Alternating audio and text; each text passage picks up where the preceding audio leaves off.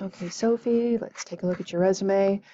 So I just downloaded your resume from Blackboard, and this is the way it came up with a complete blank page at the beginning. So we definitely want to fix that issue, as well as this other page at the end here. We want to delete all that extra space out of there. Okay. Also, I know Word automatically turns these things into hyperlinks, but it is possible to get rid of the hyperlink. I highlighted, right click, and remove hyperlink, and that makes everything look much more clear. Okay, so I recommend doing that. Also, we've got some alignment issues here in this section, and so I'm looking up here in the menu or in the ruler bar, and I can see that for these lines right here, that's where the margin is. You've got an indent coming up here, and that is absolutely not what we need. So when I click down here, can you see that little slider guy is all the way out here?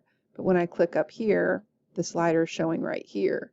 So definitely are going to need to grab this and move it out so that it matches the rest of your document.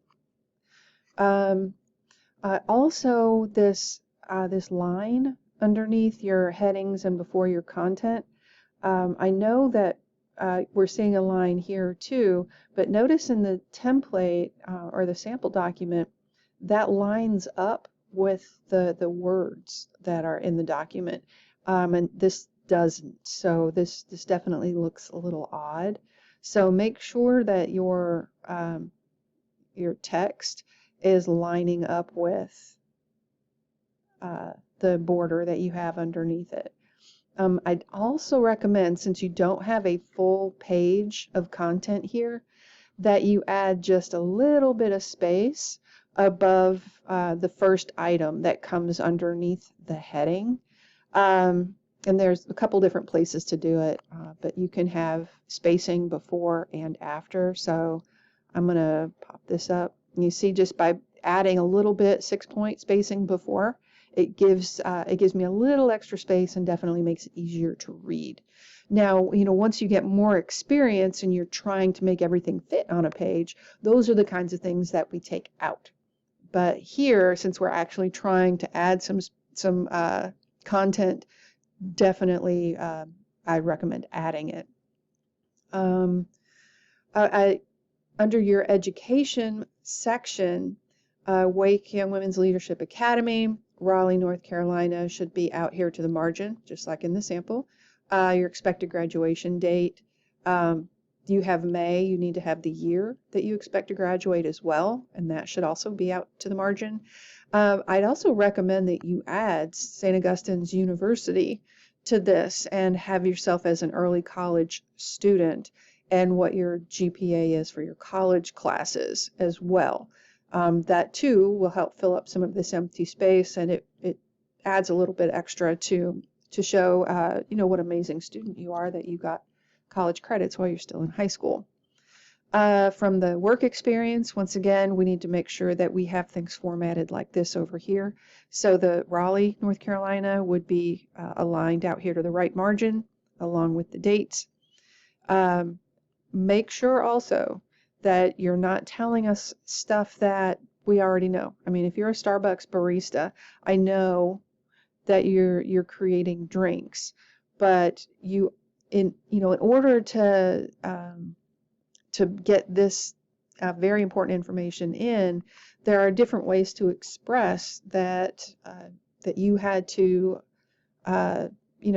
remain current on changing health standards, quality assurance standards and requirements, and things like that.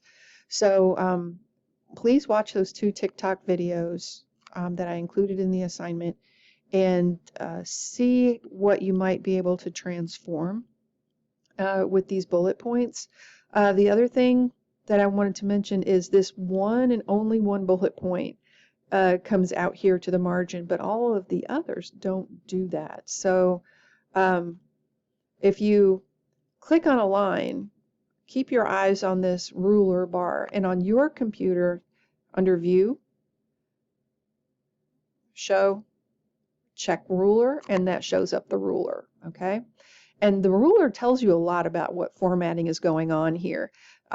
These two sliders are talking about margins and indents. This little guy right here is indicating a tab stop is right there. And so for this line, you see where my indent markers are? For this one, you see where that half of it kind of slid over here? So you can use that to try and figure out what kind of formatting is going on in your document as well. So let's revise these bullet points and try and give them a little bit more punch.